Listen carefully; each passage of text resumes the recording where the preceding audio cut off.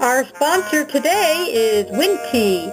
Winty is an aviation-themed t-shirt business designing and printing aviation-related graphics for pilots, aviation businesses, and aviation enthusiasts worldwide. Using DTG direct-to-garment printing technology, Winty can print 1 or 100-plus garments upon request within a reasonably low turnaround time, including customer-submitted graphics. Contact Winty Aviation T-Shirt Art by visiting winty.com today to find out how a custom aviation graphic can be printed for you.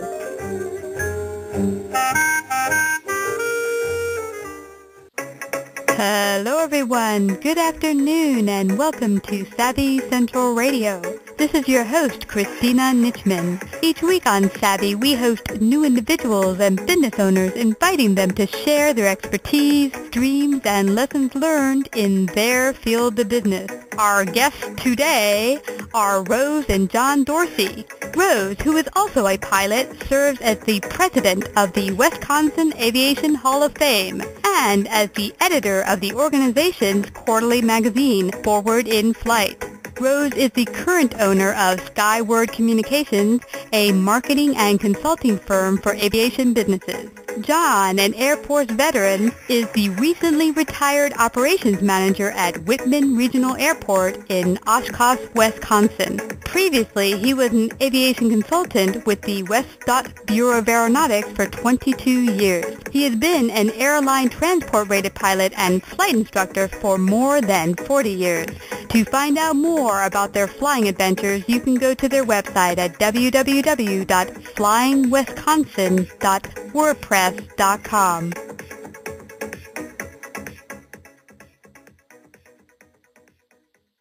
Hi, Rose. Hi, John. Welcome to Savvy Central Radio. It's awesome to have you guys out here today. Well, thanks for having us. We're excited to be here as well. Well, I am so excited. I met you guys last year at my very first AirVenture. Hello, brain freeze there. Yes, it was my very first AirVenture. It was phenomenal, and I met you guys there and stayed with you, and it was an awesome, awesome time. Thank you so much, guys. But I'd love if you could share, because I don't think the audience knows that Wisconsin has an amazing, rich aviation history. Share with our audience a little bit about yourselves and a little bit about how you came into aviation yourself, and then we'll get started with some of the rich, amazing history of Wisconsin. That sounds good, Christina. Thanks so much for asking. For me, it's kind of interesting. I grew up in a very small village, the village of Buren in central Wisconsin, near cranberry marshes. So when I was a little girl, I would always watch the crop dusters that were over the cranberry marshes, and I'd hop on my bike when I'd hear them, and I'd ride down to the end of the street, and I'd watch them from a distance, and I just thought it was the neatest thing. But it wasn't until I was 30 years old I took my first flight lesson on my 30th birthday and started flying. A year later, I had my private pilot certificate and been involved in aviation ever since. And it's been great. And how about you, John? Well, mine's a little bit different. I grew up actually in southern Wisconsin, and we don't have any cranberry marshes there, but my dad was actually very interested in learning to fly, and I think that he was going to use me as a catalyst. He actually took me to an open house at a little airport in my hometown of Janesville, Wisconsin, and they had a thing at that time called a penny a pound airplane ride, much like the airplane rides that we give young people today. You hopped on the scale, and whatever the scale said, that's how much you had to pay for the ride. And it was a turf runway, and I can remember the shaking and rattling of the Cessna as we ran down the runway until we lifted off, and then it was quiet, and well, at least quiet without the engine noise anyway. But I flew over my school. I was 8 years old. I flew over my school. My third grade class was at, and my home, and hey, Christina, I have to tell you, I was hooked. From that moment on, I knew what my career was going to be. Started flying. I was in the Air Force. I started flying privately, not as an aircrew member for the military, but on my own with a flying club at an air base where I was at when I was 19 years old. And I'm a lot older than that now, but I've been flying ever since. And, yeah, I get to do a lot of flight instructing here recently, and I'm happy to be able to give back. And, in fact, just soloed a young lady just the other day, and she was excited. 16 years old. She's excited. I'm excited. It's just great to be able to do those kinds of things. Oh, that's so awesome. And anyone in the audience who has not tried a discovery flight, to get out there and just try the magic of flight. For me, my story, of course, my audience has heard it, is a little different than you guys. I came to it by absolute fear of flight. But however anyone comes to the magic of flight, it's just an amazing experience, at least to try it once in your lifetime. Yeah, we always encourage people to do the same things. There's so much people don't realize about general aviation and flying small planes, and oftentimes people go up for the first time and they're amazed at how much there is to learn and see, and they enjoy it so much. And oftentimes that first flight in a small airplane hooks them, and they become pilots as well. Yeah, absolutely. And what it's done for me is really increase my confidence as a person, and even being in the vehicle such as a car. I still don't actually have a driver's license, but I feel a lot more comfortable in a car and operating a car now that I've been operating an airplane. Mm-hmm. I was going to say, excuse me, Rose, there's a lot of carryover for that, and you're right. A lot of the things that you may have had go by you in a car, and maybe even on those first few flights in the airplane, you're a lot more aware of them, and you're seeing things maybe for the first time, and yeah, there's a lot of transfer between the ground vehicles and air vehicles. And there certainly is a lot to be said for being able to say you can pilot an airplane, and when you feel like you can do that, I think you kind of get the feeling you can do anything. So it's a great feeling. Exactly.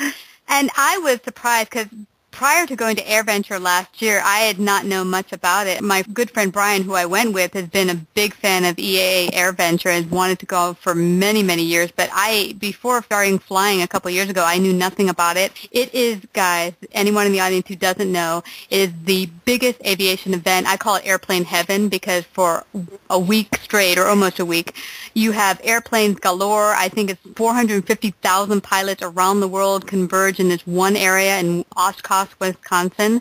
And Wisconsin has so much deep history in aviation. So would you guys like to share a little bit about what is AirVenture for anyone in our audience who's not aware of what it is all about? Sure. And I think, Christina, interestingly enough, the history of the aviation in the state is really intertwined with the Experimental Aircraft Association, which is actually the moving force behind AirVenture. But let's concentrate on AirVenture first, as you asked. It actually, the convention started at the then Curtiss Wright Airport in Milwaukee. Currently it's called the Timmerman Field, still owned by Milwaukee County. And that was in 1954, was the first EAA convention and fly-in. Much smaller, as you might imagine, less than 20 airplanes were actually there for the fly-in. Of course, in 1954, there weren't anywhere near the home builders and home-built aircraft, but it was the genesis for what would become that 500,000 people, as you mentioned, coming and spending a week. This originally, it was just a weekend thing, started by the founder of EAA, Paul Poberezny, and his wife, Audra. They were both local Milwaukee. Paul was National Guardsman and with the Air National Guard here, and fly during the week, and then on weekends he'd be in his garage building airplanes, and if not building, talking to people about it and getting them excited. It grew, in fact, it grew so much that it outgrew the airport size at Milwaukee, so they looked for a site maybe a little more centrally located, and they moved to Rockford, Illinois. Rockford was at one time a big Army post called Camp Grant, and interestingly enough, the doggone convention just continued to grow and became a week-long event and became so popular that there again it outgrew its room available at the Rockford Airport. So they went literally on a nationwide search and located in Oshkosh. It was close to the Milwaukee headquarters of EAA, and lots of room to grow. And one other thing was that while it was close to metropolitan area, Chicago, Milwaukee, it was equidistant between the coasts, and that was a big thing. EAA folks wanted to try to make it as accessible as possible. Close to metropolitan areas, yet not so close that they would be negatively impacted by traffic and those kinds of things. Well, 1970 was the first year that the convention was held in Oshkosh. The Oshkosh Airport is actually laid out such that it's almost two airports. The primary runway, the north-south runway runway 1836 is literally separate from the northern part of the airport, which includes runways 927, 422, and 1331. So we can run concurrent operations, which is very beneficial to the convention, and lots of things going on, and separation of traffic and those kinds of things. So again, 1970 was the first year. Eventually EAA moves its headquarters from the Milwaukee suburb of Hales Corners to Oshkosh. They build a world-class museum, and then the infrastructure really starts to blossom to become literally a record-size, world record-size convention grounds. The convention grounds isn't just used, I might add, for AirVenture. There's a lot of events that go on throughout the year, scouting things, some farm shows, other shows that are involved with sportsmen and those kinds of things. Yeah, it's an amazing history, and I was quite surprised when I went there that it's not just airplanes flying around or just sitting there that you get to look at display of airplanes. They have classes all day long. There's a rich continual air show throughout the day. Of course, you get to meet awesome aviators all over the place, and it's just a tremendous experience. Even if you are not flying yet or you're an enthusiast, it's an amazing place to go for the week. If you're not even sure that you're interested in aviation, go there, spend a day, spend the week, and you will become so involved, so interested that you can't help yourself, and you'll be infected, and then you will become, like you did, a real aviator at heart. Absolutely. And I've talked to quite a few people, but I don't know if the audience know this. There's a good portion of people that come on down to camp over at AirVenture, and some of the campers I talked to said we weren't even interested in flying. We just liked the camping part, and now they come every year, and it's become a really big community as well, very deep in community. Absolutely true. And actually there's different communities within that. There's the campers that are in the campground proper, then there's the campers that camp underneath the aircraft wings, and then there's folks like yourself that find a residence in the city or the surrounding community, the city of Oshkosh or the surrounding community, where they'll move into a house for a week or 10 days, and so it's interesting the opportunities that are available for that continuous growth and experience. It's exciting. Yeah, everyone, you must go to AirVenture at least once in your lifetime. Now, Rose, I'm really excited because you served as the president of Wisconsin's Aviation Hall of Fame, and they're doing amazing work in the community of aviation. They've got so much rich history in Wisconsin, as well as scholarships that they offer people in education. Tell us a little bit about them. Yeah, well, thanks for asking about that. It's certainly something that both John and I are passionate about. The Wisconsin Aviation Hall of Fame has been around since 1985, and our mission is to collect and preserve the history, the aviation history of Wisconsin, recognize those who made it, inform others of it, and promote aviation education. And we do that in a number of ways. We go out, kind of get the idea, we collect stories, but we don't just collect those stories and keep them in an archive. It's very important for us to share those stories, and we do that by going out and giving presentations all over the state and sometimes even outside the state. We put out a quarterly magazine, we do blog articles, and we share little tidbits, little trivia pieces on social media, Facebook and Twitter, those kinds of things. We also give scholarships. In 2014, we'll give 6 scholarships. We've already given $20,000 to students who are involved or enrolled in an aviation program at any college or school in the United States, and the only thing is they have to be from Wisconsin. So we're big supporters of Wisconsin aviation students because we feel that by doing that we're helping the future of aviation. There are certainly a lot of great stories. With aviation in Wisconsin started in 1909, and when we had our first flight. So AirVenture is certainly a big part of aviation here in Wisconsin, but there is so much rich aviation history, and we're proud to be able to share it and acknowledge those people who have made that history by inducting them into the Hall of Fame. 117 men and women have been inducted into the Wisconsin Aviation Hall of Fame since 1985, and again, I say we're real proud to be able to share their stories.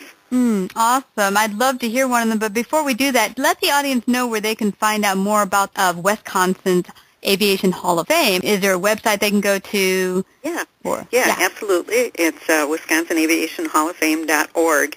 It's a long address, but it's certainly worthwhile to go there. And each inductee has their own page where you can read a brief bio on them. And so if you want to know more about the rich aviation history from Wisconsin, certainly go and check out their pages and read about all their accomplishments. Some of the accomplishments happened right here in Wisconsin. Others were military aviators who certainly contributed to military aviation, civilian aviation. It's all over this, and those stories are really great to read, to find out all the things that they did. I would love to hear one of your favorites, if you have one. Well, oh my gosh. Well, I mentioned the very first flight. There's so many to choose from. After you start reading these, you realize there are so many. Just like you mentioned at AirVenture, there's so many connections you make. Well, when you start reading these stories from the 1900s and 1920s, 1930s, there were certainly a lot of connections made back then. And the first flight was November 4th, 1909. A gentleman named Arthur Warner connected with Glenn Curtis and bought an airplane. In fact, Arthur Warner was the first civilian in the United States to purchase an airplane and ordered it from Curtis. It came to Beloit, Wisconsin, where Warner was from. It was crated. It arrived by rail, and Warner opened the box, and he was looking for one thing because the airplane was in pieces. He was looking for how to put the airplane back together manual, which was not included at the time. But Warner was a very industrious young man, and in fact, he invented the Automobile Pedometer. Many listeners may have heard of the Warner Instrument Company, so that was the Warner we speak of. And so anyway, he put the airplane back together.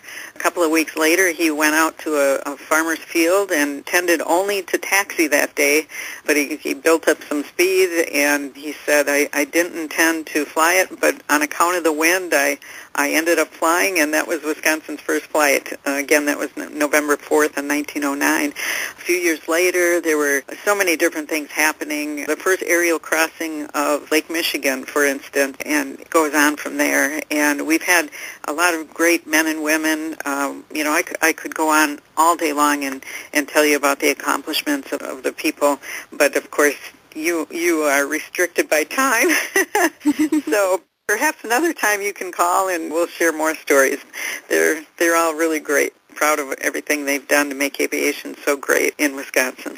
I think, Rose, one common thread that may run through all 117 of the inductees, and we certainly have, Christina, a lot of nominations that we go through. In fact, we just had our induction ceremony last Saturday night, the 26th, and already we've started the selection process for the 2014 inductees. It's literally a year-long process, but I think the one common thread that runs through all of our inductees and our nominees is that they're ordinary people that have just done extraordinary things, and each one of us, whether it be Rose and I or any of your listeners, whether they're in aviation or not, whatever you do, if you hold a passion for it, you're just an ordinary person, but guaranteed that passion will cause you to do extraordinary things. And who knows, it may not be the Wisconsin Aviation Hall of Fame, it may be the New York Aviation Hall of Fame, or maybe just the Brooklyn organization that highlights folks that have done extraordinary things there. But whatever it is, if you're passionate, that's what we do, is we find those folks that have done extraordinary things through their passion, and we want to tell the world about it. That is phenomenal. I love that.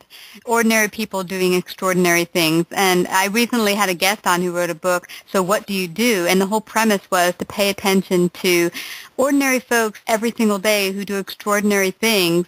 Because often, and it's often thought about, in celebrity-crazed world that we are in, that if you're not a celebrity, you're not on TV, or doing something super spectacular, you're not amazing. And that's not true. Everyone has a passion that they could put to use and make the world a better place and do extraordinary things with it. Absolutely. Yeah, I think we're all celebrities. We just have maybe a smaller audience that is aware of what we've done and what we've accomplished. But regardless, we're all, in our own right, celebrities. Most definitely. I love it. And I remember when I sat down with you guys last year at AirVenture, you had told me about an extraordinary adventure you took place in. You put together 60 airports you did in 60 counties. Wow, that threw me for a loop. I was like, wow, 60 airports. Can you tell our audience a little bit about your challenge you put together? And Well, that was a, when you say wow, that it really wasn't a wow event. Wisconsin has 72 counties, for those who don't know, and I had been away from flying for a little while and looking for a way to really, put some hours in so I'd get comfortable in the airplane again. And, well, I think we made it a bigger challenge than we needed to, but it certainly was wonderful. We decided to fly to every county in Wisconsin that has a public use airport. So it turns out of Wisconsin's 72 counties, 60 have a public use airport, and many have more than one. So we didn't decide to go to every airport in Wisconsin. We wanted to go to every county, and I'm sure you noticed when you were here that Wisconsin is a beautiful state, and so we did this adventure in 4 flights. We averaged about 15 airports per flight, and even did an overnight, and we kind of divided Wisconsin into quarters. So we did first the southeast, and then we did the southwest, and then we went northeast, and then northwest, and visited all those counties, and just had a wonderful time. We logged about, I think it was 39 hours, if I remember right, and just had a wonderful time, and we visited with people. We didn't just do a touch and go at each airport. We wanted to go in and talk to the people, or many of the airports in Wisconsin we had both been to already, but there were a few new ones, especially for me. So we wanted to go in and see if there was any local history to learn and just talk to folks, and it was a great opportunity for both of us to meet up with old friends that we met in the aviation community. So we've gone around and told people about this. Different groups and organizations have asked us to come to the EAA chapter meetings and flying clubs and things like that to share this story, because sometimes you need a motivator like that. You need an event or an adventure, as we called it, to get out and test your skills and get out and fly some more. So that's what we did, and it was just a great thing, and we've heard from quite a number of people who said that since then, since hearing about that, they have also put together a similar, whether it's deciding this summer I'm going to 10 airports or this summer I'm going to an airport in 4 counties I've never been to. We're really pleased to hear that sort of thing, because big believers of general aviation and want other people to get involved with it and stay involved with it, and that's one way that they're doing it. That's awesome, Rose. And how can the audience actually read about some of your amazing adventures?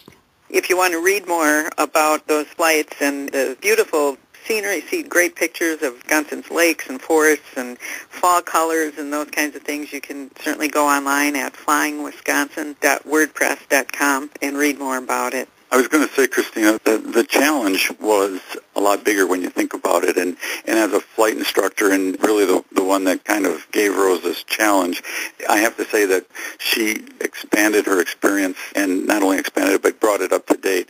All of the cross-country planning. The one thing that our sectional charts that VFR pilots use, it doesn't include county lines.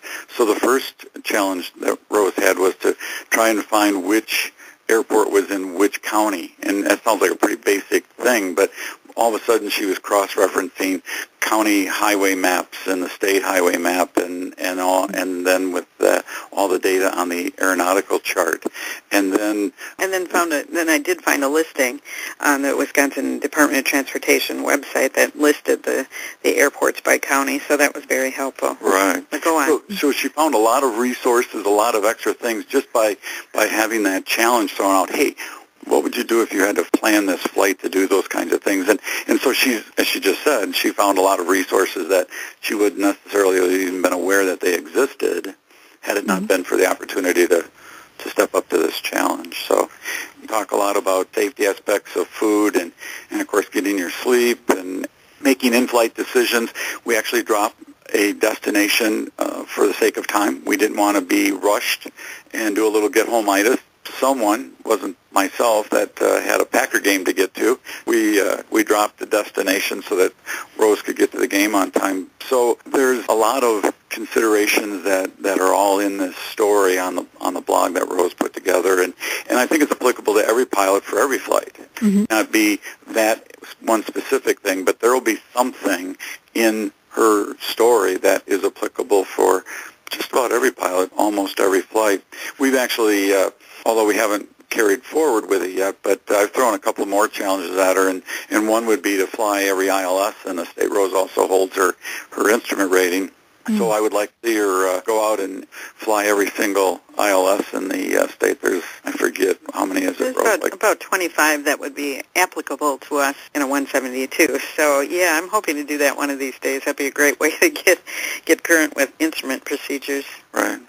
Yeah, you mentioned some really good points, John, because I've flown with my good friend Brian to quite a few places, and long cross countries, 2-3 hours in the cockpit, are like the best way to really deeply learn flying, because when you're out and about just going around the pattern, not much usually happens to the airplane, but we've had some hairy moments at times and things we had to try to figure out in flight, besides just getting lost or trying to figure out where are we on the map. Just a number of things that you can go through that really make you a better pilot, and also better at research, better at discovering things you might have not discovered, like Rose did with the different counties and such. Absolutely. And not only that, we had a variety of airports. We had long runways, short runways, wide, narrow. We landed at grass strips. We had towered airports, non-towered airports, all kinds of things like that. And they were dealing with the sometimes wildlife. There were a lot of cranes and geese. And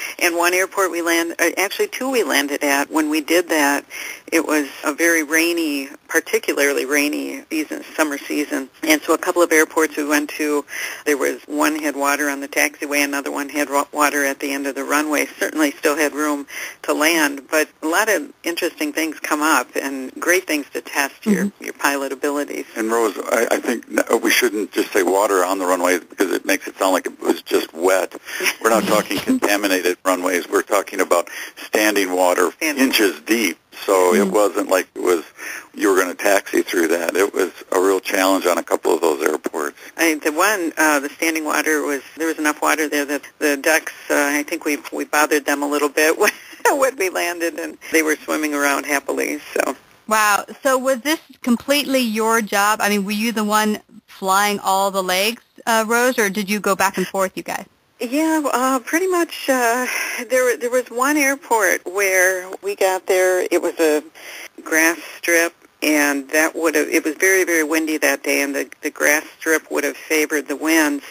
However, when we flew over, we could see water standing in the grass, and probably wouldn't have been a safe thing to land on that runway. So then we came around, and there was such a strong crosswind, and I looked at John and I said, "Your airplane," and he handled that one. But yeah, pretty much all those 39 hours were flown by myself. Interestingly, though, you did ask about how do we manage PIC duties in the cockpit when we're both pilots, and number one on that list is always knowing who has the airplane. And John will laugh and he'll say, "Well, it's easy. When she gets in the airplane, it's her airplane." And he'll laugh and say, "I fly when she tells me to," and things like that. But we take it quite seriously. There are times when I will, particularly on these flights, the one flight we had 19, said we averaged about 15, but the one flight we had 19 landings, or 19 airports we went to that day. So there are times where I said, "Hey, can you just take the airplane for 10 minutes and I'll just rest for a minute?" And so, yeah, it's a serious thing that all pilots need to consider. And it is certainly a plus to have two pilots in the cockpit, but sometimes that leads to challenges as well, and maybe John would like to talk about that a little bit. Well, first of all, I have to say, too, Christina, that some of those airports, when Rose mentions the 19, it sounds like an extreme number, and it would be if we were talking 60 miles distance between each one, but literally we had a couple of counties, particularly in the southeastern part of the state between Chicago and Milwaukee, where we were literally leaving the traffic pattern of one airport and turning downwind for the next one. So it's pretty easy to get 19 airports in when 5 of them are literally traffic patterns on top of traffic patterns. So while it was a long day and a challenging day, there were some, extra details that tell a little bit more of the story. The idea of sharing duties, I think, is one that really needs to be discussed on the ground before you go. And And although we talk about it with some levity, we really, as Rose said, we take that pretty serious. And there's no doubt when we're in the airplane, regardless of which seat it is, who's going to be the pilot in command. And we're pretty strict about the idea of, for example, let's say that we're going to do a transfer of controls. I would say to Rose, you have the controls, and then she puts her hands on and feet on the controls, and we'll say then I have the controls, and then I'll say you have the controls, and I'll actually pick up my hands and show her that I'm letting go. So it's all yours. It's not so much an idea of physically having the controls, but that switch, if you will, of duties, of the role. Now we're going to do different things. While Rose was PIC, I would dare say 98% of the time, I was doing a lot of other duties. Not only was I doing traffic avoidance, which of course is important, especially in high-traffic metropolitan areas like you're accustomed to, but even here in Wisconsin, where I would dare say our traffic's probably a little bit less, we're still going to pay attention to traffic. I'm doing all the navigation things. For the listeners to this program that go on the blog and read the story, you're going to see a lot of details about we spent 23 minutes here and 20 minutes there. That was my job as the navigator, if you will. I did all the programming of the GPS. I did all the logging of, and I was pretty serious about it. I'm pretty detail-orientated. I logged the startup time, the taxi time, the takeoff time, the landing time, the taxi time, the shutdown time.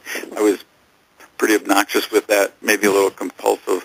But the point was it provided us a lot of details, and it was interesting, we think, just to see the change in how we flew. We would start off with very little time on the ground, maybe 10 minutes, and we ended up to where we were actually on the ground longer at our destinations than we were in between on the legs flying. So at the end, it was interesting, the transformation of the flight. So, yeah, we learned a ton. We were blessed to be able to see a lot of folks that we knew, met a lot of new friends that we didn't know we had. We're fortunate to be able to call them friends now. As Rose said, in a job that I had earlier, I was able to visit, if not all the airports, pretty close to all of them in the state. And she can almost say that she's been to every single one of them, too. There's 132 or 3 airports in the state of Wisconsin that are open to the public, and now she's been to a lot more of them than she had been before we did this. So it was exciting, and certainly something that we recommend to folks wherever you're at.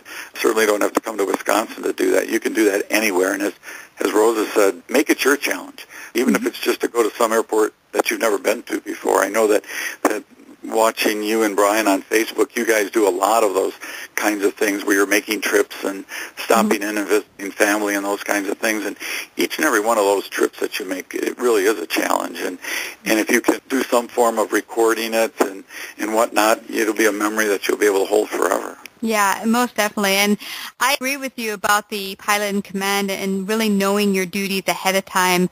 Brian is generally the pilot. I'm still very much a novice. He's trying to get me to do more and more as we continue to go about. And as we stretch it a little by little, I get nervous as we go through each hurdle. But I am happy that I am able to help in the cockpit, like you mentioned. While he's flying, I'm able to help with the GPS or help look at a map and pull out, charts for him and such like that.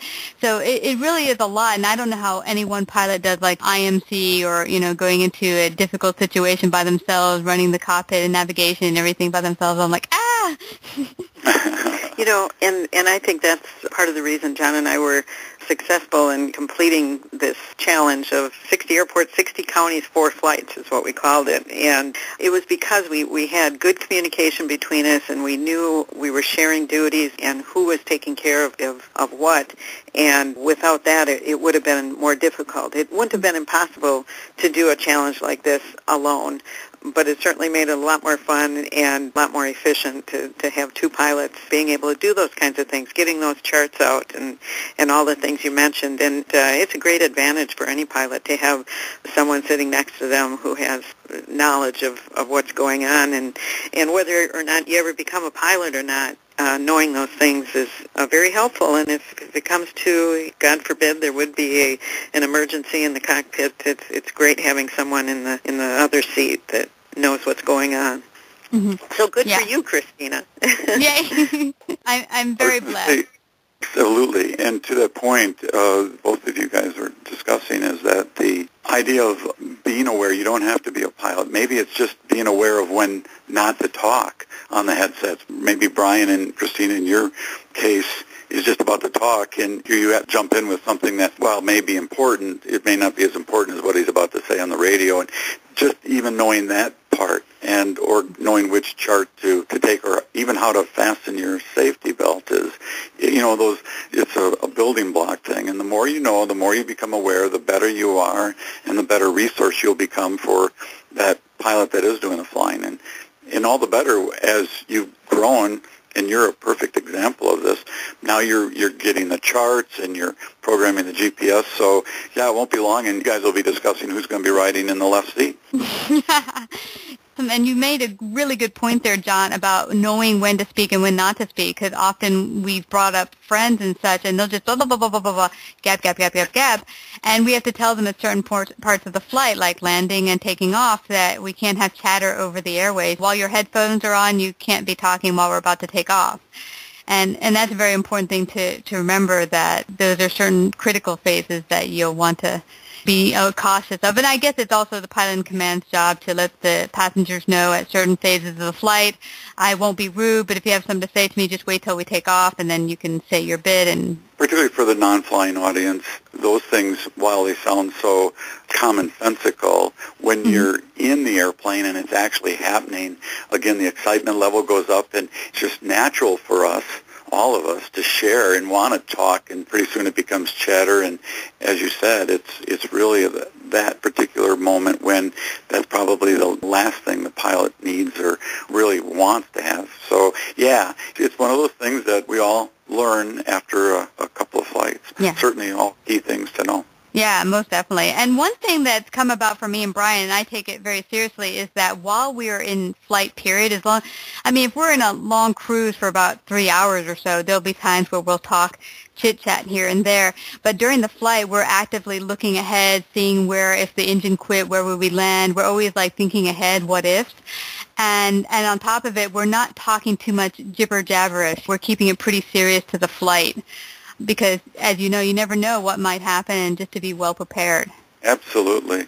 It's a well-known fact that Charles Lindbergh, for example, used that idea of what if, not only as a normal process of flying, but for him it was a way to maintain his awareness, because he was going to be up for 35 hours plus or minus, and the whole idea of just trying to stay awake. So he used it as a method to literally stay awake, stay conscious, and then be aware of what would he do if this or that happened. Yeah, absolutely. Well, we are coming to our time together is ending, and I love that you guys came out here and shared this amazing history and your story. Thank you so much. But before you leave, do you have any parting words for our audience? Well, I'll jump in there if you don't mind, John. I think that if you're passionate about something, one of the best things you can do is share your passion with others. And John and I are fortunate enough to share a passion for aviation, and if we're passionate about it, we think we should share it. And we do that in a number of ways, by getting involved in organizations and giving back and getting involved in fundraising. And they're easy things to do, and we don't think we're special because we do that. We just think it's important that we do that. So if we want to help general aviation grow, or take this away from aviation and just say a general picture, if something we're passionate about means enough to us, that then we should get involved and give back to what we love. And that's going to help all that certain area, whether it's aviation or whether it's a sport that we do. Give back, and you're going to feel really good about it, and you're going to meet some great people along the way. Absolutely. John? I couldn't agree more. As you said, Rose, we don't care if you're passionate about, collecting marbles. Be passionate about it and be involved and be engaged. And marble collecting would benefit from not only your participation, but maybe the forming of a club or a blog site. Gee, just jump in and do it. If you don't think you're expert enough, don't worry. Once you get started, you'll become an expert. I think, Christina, your recent help on podcasts is a great example. There's no reason why people can't. If they have that creativity that they're looking for an outlet, there's a great example. And here you are giving back for folks that maybe they want to, they just don't know how. Well, just listen to your podcast and they'll know how to do it.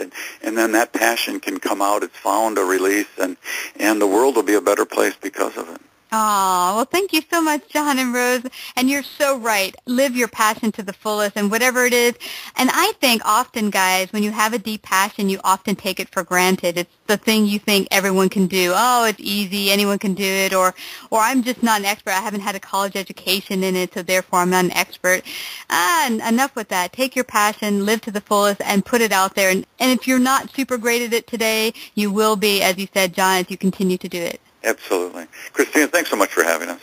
Christina, thank you, guys. Wonderful. Thank you. We think what you're doing is pretty great, and we can feel your passion for it as well. So thank you for having us on. You're welcome, guys, and thank you so much for coming to Savvy Central Radio. Tune in this Monday, November 25th at 1 p.m. Eastern, where our guest will be Michael Goulian, Red Bull Air Racer and World Aerobatic Champion. In this episode, Michael will share his most important lessons learned in aviation and in business.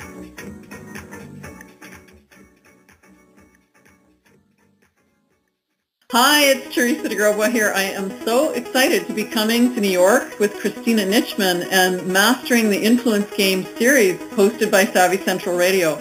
I am going to be speaking on how to become a master at the influence game. We're going to really dive into how do you get that stampede of customers that are really anxious to buy your products and your services, and what are the really critical steps you have to take to be really successful in connecting with the high-level influencers. How do you get past the gatekeepers and have them take you seriously and really want to play with you? We're also going to talk about the power of a best-selling book, why it's your top marketing tool, and I'm going to tell you the insider secret formula for how you can get there quickly. Looking forward to seeing you. To find out more, go to masteringtheinfluencegame.eventbrite.com.